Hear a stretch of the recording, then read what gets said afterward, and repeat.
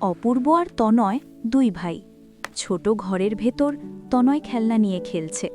কিছুদিন পর খেলনাগুলো ভাঙা আর অযত্নে পড়ে থাকে ঘরের এক কোণে। অপূর্ব একটি ভাঙা খেলনা হাতে নেয়। স্ক্রু খোলে, তার দেখে সে গভীর চিন্তায়।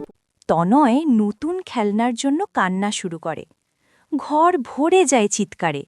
অপূর্ব হেসে তনয়কে বলে, আমরা খেলনা কিনব না, আমরা নিজেরাই একটা দুই ভাই মিলে ভাঙা খেলনা, প্লাস্টিক বোতল, কাগজ আর দিনে রোদে, রাতে বাতির আলোয় দুই ভাই রকেট বানাতে ব্যস্ত থাকে।